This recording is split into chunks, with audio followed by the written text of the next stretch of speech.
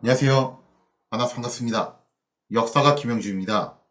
단종실록 제11부 수양대군 호랑이 사냥을 시작하다 라는 주제를 가지고 오늘 여러분과 함께 합니다.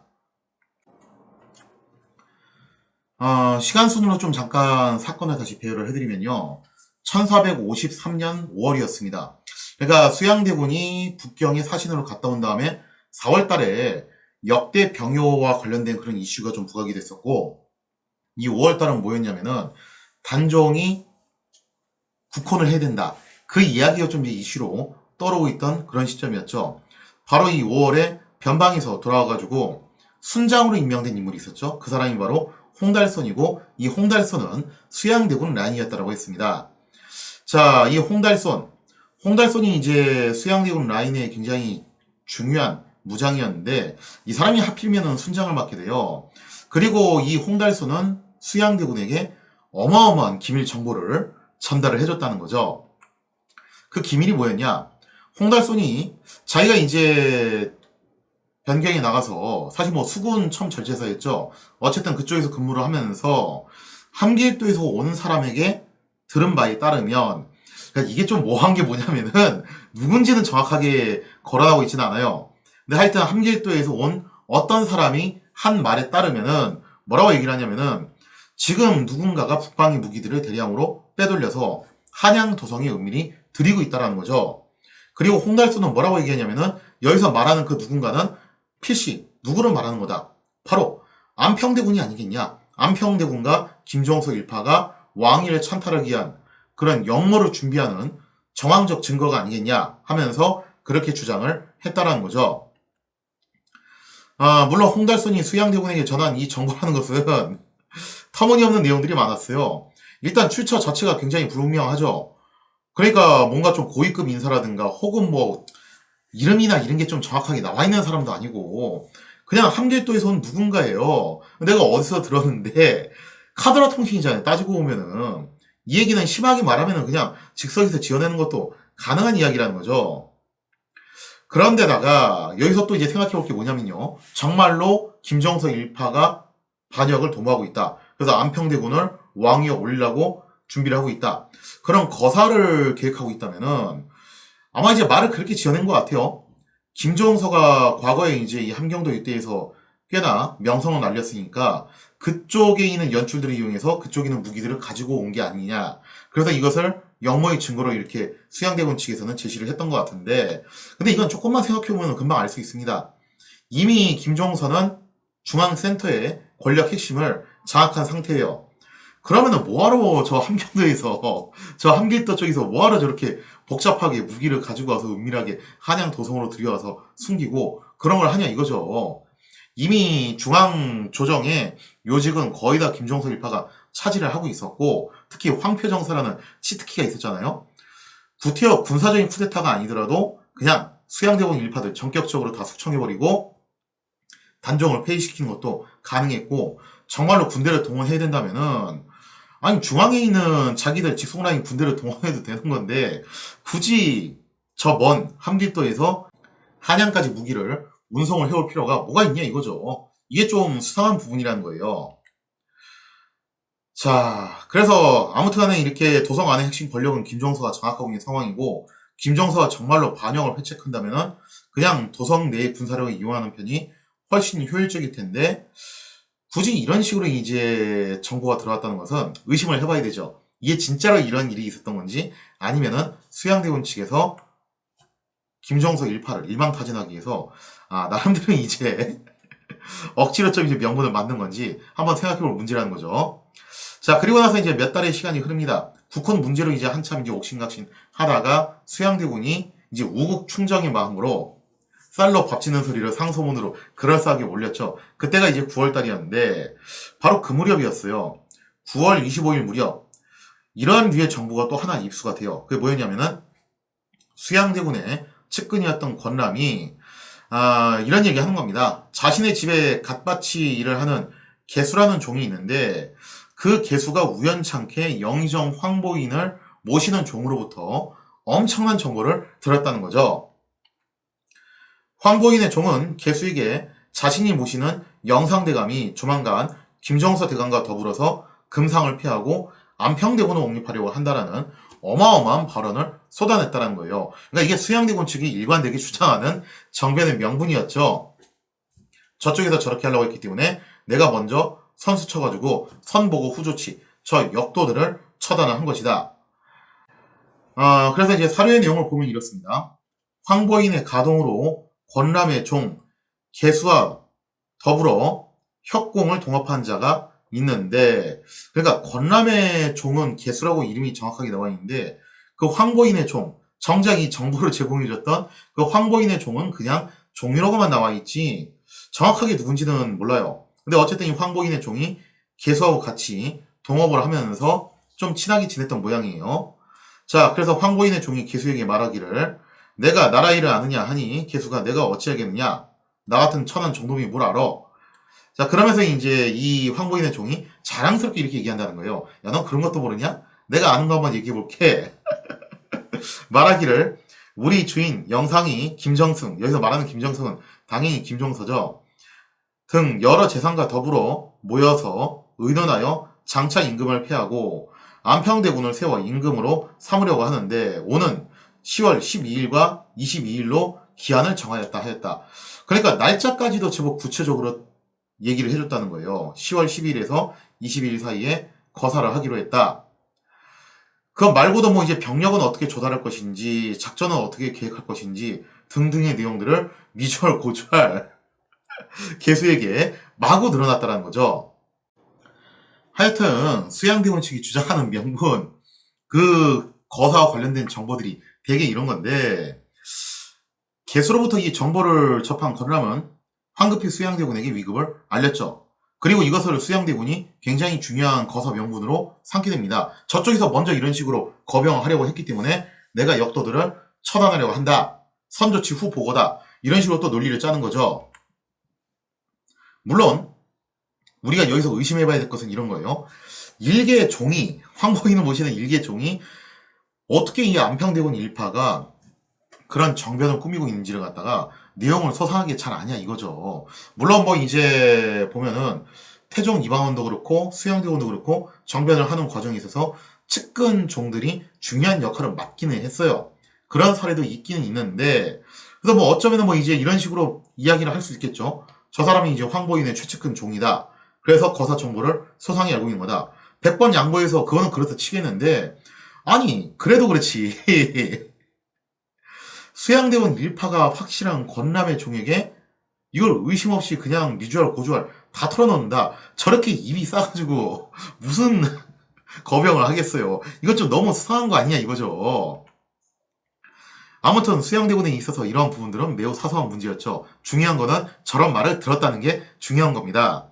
자, 그렇게 해서 수양대군은 이것을 토대로 선조치 후 보고라는 거병의 명분을 잡게 되었다는 겁니다. 자, 그렇게 해서 9월 29일이 됩니다. 수양대군은 측근들을 불러 모아서 드디어 디데이를 선정을 하게 되죠. 디데이는 10월 10일. 그러니까 이제 10월 12일 무렵부터 이제 안평대군 일파가 거사를 일으키기로 했다라는 첩보를 토대로, 그거보다 우리가 조금 더 한 발 앞서서 해야 되지 않겠냐. 11일은 너무 타이트하고 10날로 정하자. 그리고 요 날이 좀 이제 단종이 외출을 할 예정이라서 좀 이제 궁궐 안에 경비가 다소 좀 이제 느슨해지는 그런 시기이기도 했어요. 그래서 이렇게 야무지게 거사 날짜를 잡습니다. 자, 그런데 이때 수양대군이 거사를 발표한 바로 이 무렵이 언제쯤이었냐면은 좀 전에도 설명드렸다시피 수양대군이 충심 어린 마음으로 뭐 거의 쌀로 밥 짓는 소리긴 했지만 충심 어린 마음으로 단종에게 상소를 올린 지 얼마 안 된 바로 그 시점이었어요. 그러니까 수양대군이 얼마나 기만적인 행동을 그동안 하고 있었는지를 알 수가 있는 그런 부분이죠. 그러다가 이제 10월 2일 무렵이 됐을 무렵인데요. 10월 2일쯤 됐을 때 권람이 걱정스러운 표정으로 이렇게 얘기를 합니다. 대군나리, 가만 보니까 지금 김정서가 우리의 움직임을 수상하게 여기고 있는 것 같다. 이거 혹시 거사 시기를 좀 더 앞당겨야 되지 않겠습니까? 라고 그런 이제 걱정을 한 대목이 또 나와요. 자, 그러자 수양대군이 태평하게 있으면서 뭐라고 얘기했냐면은, 야, 걱정하지 마라. 김정서 일파가 일 처리하는 게 뭐 그렇지. 쟤들은 매양 회의나 열면서 차나 마시면서 수다나 떨면서 고민이나 하고 있지. 보나마나 회의하는데 3일 걸리고 결정 내리는데 3일 걸리고 실행에 옮기는데 3일 걸릴 것이다. 그러면은 쟤들은 뭔가 한번 하려고 하면은 열흘에 가까운 시간을 소모하는 애들인데 뭐가 걱정이냐. 우리가 10월 10날 거사 날짜만 정확하게 지켜가지고 거병을 하면은 충분히 승산이 있다. 걱정할 거 없어. 라면서 굉장히 대담무쌍한 답변을 했다라고 하죠. 근데 이 또한 참 의문스러운 게 아니 아무리 그래도 그렇지 정변을 계획하고 있는 사람이 정변 계획이 누설될지도 모른다 라는 그런 또 정보를 입수했어요. 근데 어떻게 저렇게 태평하게 있을 수 있냐 이거죠. 그래서 이거는 뭐 둘 중 하나인데요. 하나는 그만큼 김종서 일파가 수양대군에 대해서 완벽하게 방심을 하고 있었다라는 반증이 되는 것이고, 또 하나는 뭐냐면은 어쩌면은 요거는 이제 수양대군의 그런 대담무쌍한 모습을 돋보이게 하기 위한 좀 창작적인 이야기일 수도 있어요, 이거는. 그래서 단종실록이 이런 점들을 우리가 좀 조심해서 거르고 봐야 된다는 거죠. 자, 이렇게 해서 운명의 날인 10월 10일이 됐습니다. 수양대군은 측근들을 불러 모아 정변 계획을 최종 점검한 다음에 활쏘기 대회를 열어요. 그래서 평상시에 자신과 교류를 했던 무사들을 대거 총 결집을 시켰다는 거죠. 물론 무사들 대부분은요, 수양대군의 정변 계획을 모르는 상태에서 왔습니다. 소수 몇몇 사람들만 알고 있었고, 양정 같은 인물들은 알고 있었겠죠. 하지만 대부분 사람들은 잘 몰랐어요. 자, 그리고 수양대군은 적절히 때가 무르익으면은 무사들 앞에서 자신의 포부와 대의 명분을 밝히고 이 무사들을 거사에 동참시킬 예정이었다는 거죠. 근데 이 천하의 어마어마한 행동력을 갖고 있는 수양대군도 쫄리긴 쫄렸나 봐요, 이때. 그래서 이 거병 선언을 갖다가 해야 되는데, 진작에 해야 될 것을 갖다가 자꾸 좀 시간을 미루게 됩니다. 조금만 더 있다가, 조금만 더 있다가. 쉽게 입이 좀 안 떨어졌대요, 본인도. 그래서 어느덧 해가 질 무렵이 됐어요. 석양이 질 무렵. 순장인 홍달손이 이제 순청으로 떠나게 되죠. 자기는 이제 야간 순찰을 준비를 해야 되니까 일단 순청으로 떠나게 되고, 제가 가서 미리 세팅을 해놓겠습니다. 시기를 놓치지 말고 오십시오. 그러면서 이제 홍달손이 떠나게 돼요.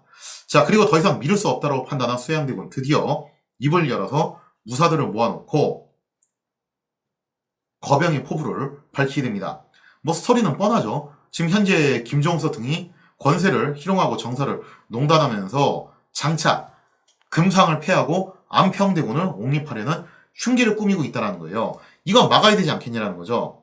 자, 그러면서 수양대군은 지금 한시가 급하니까 상소 올리고 주상께 보고하고 그럴 절차를 밟을 시간이 없다. 선 조치 후 보고 지금 당장 우리가 몸을 일으켜서 저 간악한 무리들을 처단을 해야 된다. 그래야지만이 나라를 구할 수 있다 하면서 내가 이렇게 우국충정의 마음으로 그대들에게 이 거병에 동참할 것을 권유하노라 하면서 이렇게 멋있게 일장연설을 늘어놨다는 거예요. 자, 아마 수양대군은 이런 그림을 예상했던 모양이에요. 자기가 그동안 이 무사들을 자기 편으로 끌어들이기 위해서 굉장히 많은 노력을 했잖아요. 친목도 많이 쌓았고, 그래서 자신이 이렇게 포부로 밝히면은 이 자리에 모여있던 무사들이 와 하면서 이렇게 호응을 해줄 줄 알았는데, 아니 이게 웬걸, 분위기가 뭔가 좀 쎄하다는 겁니다. 도대체 왜 분위기가 이렇게 쎄있냐? 그럴 수밖에 없는 게, 솔직히 말해서 이 자리에 모여있던 무사들 대부분은요 다들 아시죠, 그죠? 제사보다 제밥에 더 관심이 있었던 인물들이에요. 그러니까 이들은 무슨 뭐 거병이나 정변 이런 대의 명분 이런 거에 관심이 있었다기보다는 어쨌든 수양대군이 현재 잘 나가는 왕실 종친이고, 그래서 수양대군과 인맥을 쌓아두면은 자신에게 뭔가 도움이 되지 않을까. 즉 출세를 도모할 목적으로 수양대군과 친목질을 하기 위해서 여기 온 사람들이에요. 그래서 수양대군하고 어울려서 활이나 쏘고 술이나 얻어 마시면서 그렇게 친목질이나 좀 하자. 그러면 혹시 또 아냐? 자기 뭐 인사고과에 반영이 될지. 그런 생각으로 온 사람들이 태반이었다는 거죠. 그런데 갑작스럽게 수양대군이 이런 엄청난 폭탄 선언을 쏟아내니 무사들은 적지 않게 동요를 할 수밖에 없었다는 거죠. 물론 몇몇 배짱 있는 자들은 수양대군의 말에 동조하긴 했어요. 그리고 양정처럼 사실 이거 언질 받아서 알고 있는 사람들도 여기에 동조를 하는 거죠. 그래서 이들이 바람을 잡아가지고 분위기를 띄우려고 했는데, 하지만 여전히 많은 사람들이 지금 당장 거병을 하는 것보다는 일단 먼저 주상께 아뢰는 것이 순리가 아닙니까? 이러한 큰일을 우리 마음대로 했다가 나중에 뒤탈이 생기면 어떻게 합니까 하면서 주저하는 모습이 역력했다는 거예요. 심지어 몇몇 사람들은 겁을 집어먹고 아예 대열을 이탈해서 도망을 치기도 했다는 거죠. 자, 이렇게 분위기가 완전히 그냥 글러먹게 흘러가니까 천하의 수양대군도 막 초조해지기 시작하는 거예요. 이거 어떻게 하지, 어떻게 하지, 어떻게 하지, 이렇게 되는 거죠. 자, 그래서 수양대군이 한명희를 바라보면서 조언을 구했는데 당시 상황을 기술한 사료의 내용을 보면 이렇습니다. 의논이 분원하여 혹은 북문을 따라 도망하여 나가는 자도 있었다. 이탈자들도 이제 생기기 시작을 한 거죠. 문제는 이 이탈자들이 그냥 입 다물고 조용히 있어주면 상관이 없는데 어디 가서 이걸 또 고발을 할지 어떻게 하냐 이거죠.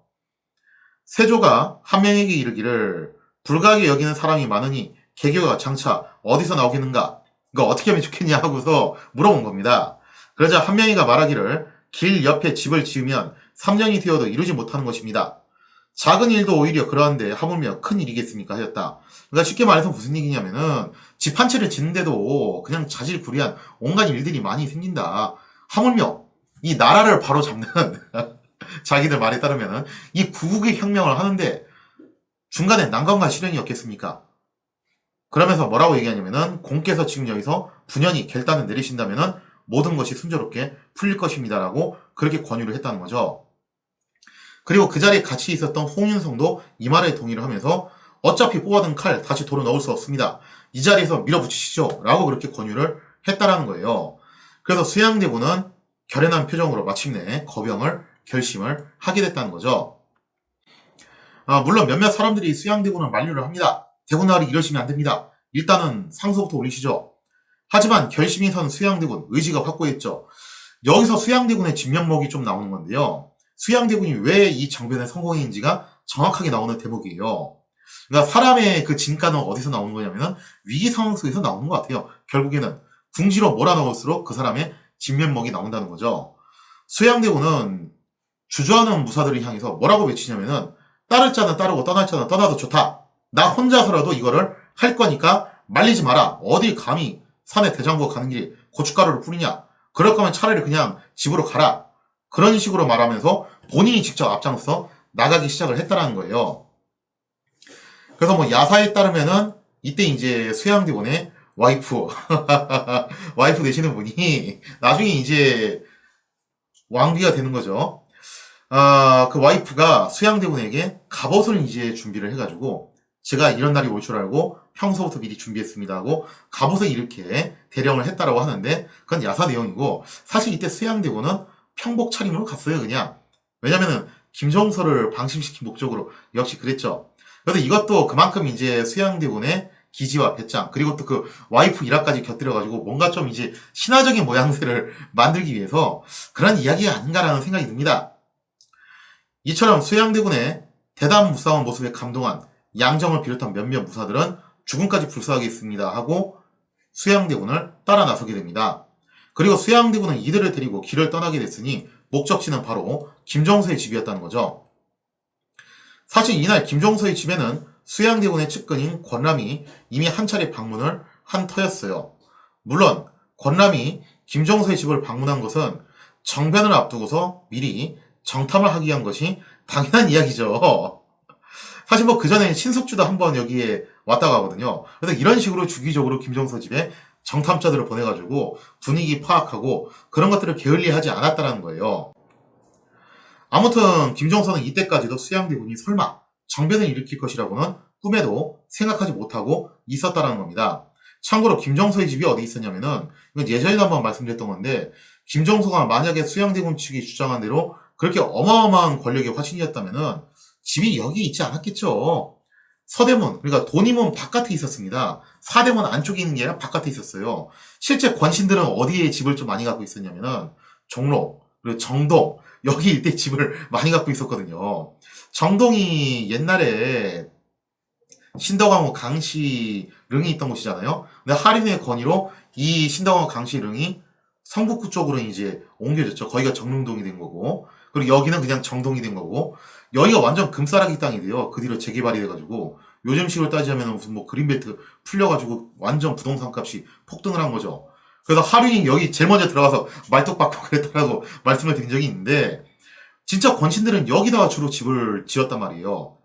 근데 김정선은 사대문 밖에다가 집을 얻었다는 것을 보면은 수양대군이 말하는 것처럼 그런 어마어마한 그렇게 권력과 전횡을 일삼았던 사람이라고 보기에는 좀 애매한 구석이 있죠. 자, 아무튼 이게 또 중요한 게 뭐냐면은 김정서가 혹시라도 반격을 가하려면은 일단 한양 도성으로 들어가야 되는데 들어가기 위해서는 돈이문을 거쳐야 됩니다. 근데 문제는 이 돈이문을 누가 장악하고 있었냐면은 바로 홍다리선이 여기를 또 장악하고 있다는 거예요. 그러니까 이미 김정선은 퇴로가 차단된 상태예요. 완전히 포위망에 갇혔다는 거죠. 자, 그런 대호의 눈앞에는 수양대군이 이끄는 죽음의 그림자가 코앞까지 다가오게 되었으니 계윤년, 정변의 밤은 그렇게 깊어져만 갔다라는 거죠. 과연 수양대군의 호랑이 사냥은 성공적으로 끝나게 될 것인가? 그리고 앞으로 누가 살게 되고 누가 죽게 될 것인가? 거기에 대한 이야기는 다음 시간에 이어서 계속하도록 하겠습니다.